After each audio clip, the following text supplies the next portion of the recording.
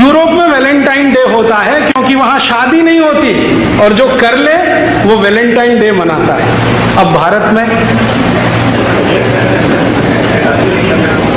बिना अकल, बिना सोचे, बिना समझे कि यूरोप के परिवारों में बच्चे किस बाप के हैं, ये पता करना एकदम मुश्किल है, बहुत मुश्किल है। कारण क्या है? वहां जो शारीरिक संबंध हैं वो इतने खुले हैं, इतने फ्री हैं कि कोई भी किसी के साथ जाए। और जिन समाजों में शारीरिक संबंध बहुत खुले होते हैं, जहां पर शारीरिक संबंधों में लिबरलाइजेशन होता है, वहां पर बाप का पता करना बड़ा मुश्किल होता है, क्योंकि वो मां जानती नहीं है, क्योंकि पता नहीं कितनों से संसर्ग वो करती है। और ये ऐसा क्यों होता है? वो ये कहते हैं सेक्स ही जिंदगी का चरम आनंद है, इसके अलावा कुछ नहीं।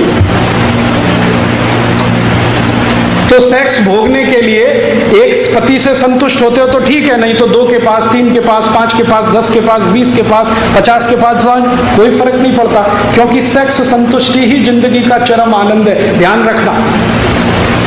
और ये प्लेटो कहता है, अरस्तु कहता है, लिबनिट्ज कहता है, दिकार्ते कहता है, रूसो कहता है, सारे फिलोसोफर कहते हैं कि हमारी जिंदगी का चरम आनंद ही ये है, सेक्स में डूबना। तो एक से नहीं मिलेगा तो दूसरा, दूसरे से नहीं मिले तीसरा, तीसरे से नहीं मिले चौथा।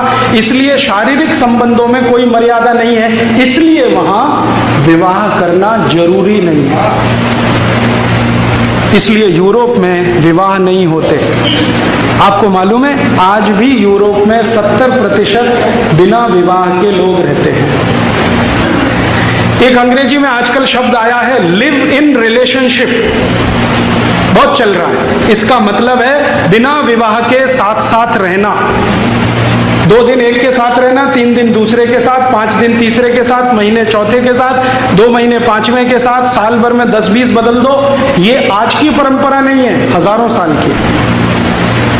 तो विवाह होता नहीं है, बिना विवाह के ही सब होता है। तो विवाह की परंपरा भी नहीं है, मान्यता भी नहीं है, इसलिए विवाह करना, कराना वहां कुछ महत्वपूर्ण बात नहीं मानी जाती। अब जहां सेक्स संबंध ही जिंदगी का सारा उत्कर्ष है, चरम है, तो वहां फिर मान्यता क्या है? वहां मान्यता यह है कि स्त्री और पुरुष ऐसे ही हैं जैसे इस्तेमाल करने वाली वस्तुएं। जब तक मजा देती हैं इस्तेमाल करो, जिस दिन नहीं देती है फेंक दो, नहीं ले आओ। तो महिला जब तक आनंद दे रही है तब तक रखो, जिस दिन बेकार हो गई घर के बाहर निकालो, दूसरी ले आओ, बाजार में मिलती है। अब परिणाम क्या होता है कि एक साथ बहुत सारी महिलाओं से शारीरिक संबंध रखना, तो पता कैसे चले बाप कौन सा है? अब जहां सेक्स संबंध ही जिंदगी का सारा उत्कर्ष है, चरम है, तो वहां फिर मान्यता क्या है? वहां मान्यता यह है कि स्त्री और पुरुष ऐसे ही हैं जैसे इस्तेमाल करने वाली वस्तुएं। जब तक मजा देती हैं इस्तेमाल करो, जिस दिन नहीं देती है फेंक दो, नहीं ले आओ। तो महिला जब तक आनंद दे रही है तब तक रखो, जिस दिन बेकार हो गई घर के बाहर निकालो, दूसरी ले आओ, बाजार में मिलती है। अब परिणाम क्या होता है कि एक साथ बहुत सारी महिलाओं से शारीरिक संबंध रखना, तो पता कैसे चले बाप कौन सा है? बिना शादी के बच्चे होंगे तो पता कैसे चले बाप कौन सा है? तो इसलिए यूरोप में परिवार बनता नहीं है। परिवार तो कुछ निश्चित बिंदु से शुरू होता है ना। परिवार तो ऐसे शुरू होता है, मेरी माँ ने कहा देख ये तेरे पिताजी हैं, बस वहीं से शुरू हुआ। वहां कोई माँ ये कह नहीं सकती कि ये तेरे पिताजी, पता ही नहीं है उसको कौन सा पिताजी है। और ये 1-2 साल नहीं रहा है, 2500 साल ये रहा है। और 2500 साल में कम ज्यादा होता रहा। आज भी 2006 में यूरोप में यही चल रहा है। मैक्सिमम लोग लिव इन रिलेशनशिप में हैं, धर्म पत्नी और पति बनके नहीं, गर्लफ्रेंड बॉयफ्रेंड हैं, पति पत्नी नहीं। जो हमारी परिभाषा है ना पति पत्नी की नहीं। तो वहां फिर होता क्या है? वहां फिर होता ये है कि जब इतने सारे लोगों से इतने तरह के संबंध आप रखें तो सबसे ज्यादा वेनरल डिसीजेस, सेक्स जनित रोग सबसे ज्यादा इसी समाज में, सबसे ज्यादा। और आजकल तो आप सुनते हैं ना बार बार, वफादार रहो, एक ही पत्नी से संपर्क रखो, नहीं तो ये हो जाएगा, ये हो जाएगा। यूरोप में ये कहानी 2500 साल से ऐसे ही चल रही है। फिर बीच बीच में कुछ लोग ऐसे आए यूरोप में जिन्होंने इसको बदलने की कोशिश की। बीच बीच में उनके समाज में ऐसे लोगों ने जन्म लिया, वो कहने लगे कि ये अच्छा नहीं है, गलत है, इसमें कुछ लिमिटेशंस करो, नियम बांधो, परिवार बनाओ, शादियां करो, शादियों के साथ रहो। ऐसे कुछ लोग आते रहे, लेकिन उनको जिंदा नहीं रहने दिया समाज ने। अब मैं कहानी सुनाता हूं। ऐसे ही एक यूरोपियन व्यक्ति थे जो आज से लगभग 1600 साल पहले यूरोप में पैदा हुए। उनका नाम था वैलेंटाइन। और ये कहानी है 478 एडी।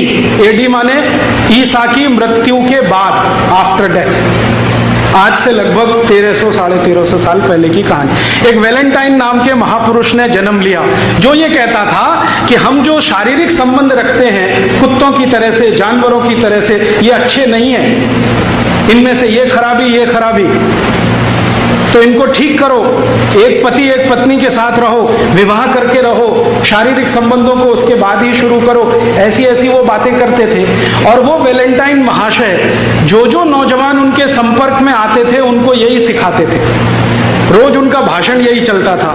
संयोग से वो चर्च के पादरी हो गए, तो चर्च में आने वाले हर आदमी को यही बोलते थे कि भाई शादी कर लो, तभी संबंध रखो, बिना शादी के संबंध मत रखो। तो कोई कोई उनसे पूछता था कि आपको ये वायरस कहां से घुस गया, ये तो यूरोप में है नहीं कहीं। तो वो कहते थे कि आजकल मैं ईस्टर्न फिलॉसफी का अध्ययन कर रहा हूं, उसमें ये समझ में आ रहा है। ईस्ट समझते? ये ईस्ट माने भारत। आज से 1600 साल पहले, 1700 साल पहले का भारत, पूरा ईस्ट लगभग वही था। चीन में भारतीय सभ्यता, बुद्धिज्म, इंडोनेशिया मलेशिया में भारतीय सभ्यता, बुद्धिज्म, जितनी दूर तक नजर जाती है ईस्ट और फार ईस्ट में सब जगह भारत और भारत ही था। ये बाउंड्री तो अभी बनी। तो वो कह रहे हैं कि मैं आजकल ईस्टर्न फिलॉसफी का अध्ययन कर रहा हूं और मुझे लगता है कि वो परफेक्ट है, उसी के लिए मैं चाहता हूं कि आप ये मानो। तो कुछ लोग मानते थे। तो वो वैलेंटाइन पता है क्या करते थे?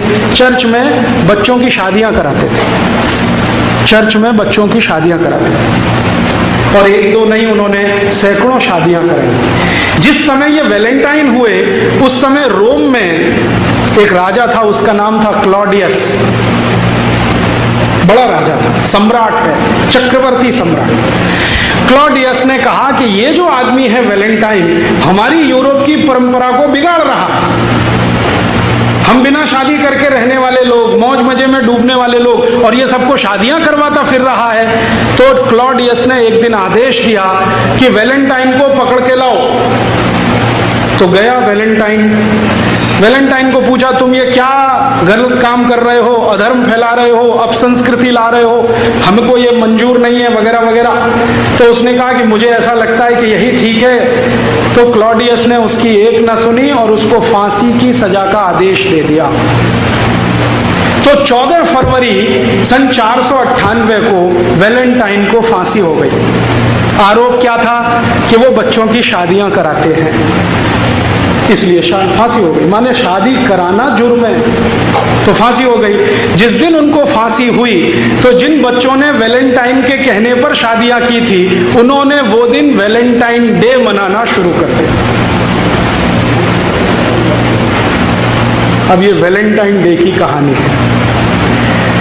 यूरोप में वैलेंटाइन डे होता है क्योंकि वहां शादी नहीं होती, और जो कर ले वो वैलेंटाइन डे मनाता है। अब भारत में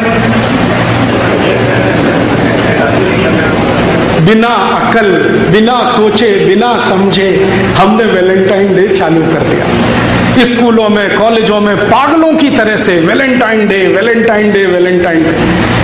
और इस धंधे में बड़ी बड़ी कंपनियां लग गई जिनको ग्रीटिंग कार्ड्स बेचने हैं, वैलेंटाइन डे का ग्रीटिंग कार्ड, वैलेंटाइन डे का गिफ्ट, और वैलेंटाइन डे का तो मिठाई, और वैलेंटाइन डे का तो ये, और वैलेंटाइन डे का वो, और टीवी चैनलों ने धुआंधार उसका प्रचार कर दिया।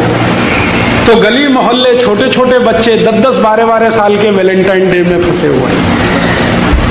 हाँ, और ऐसे मूर्ख हैं कि वो जो कार्ड भेजते हैं ना, उसमें लिखते हैं would you be my Valentine.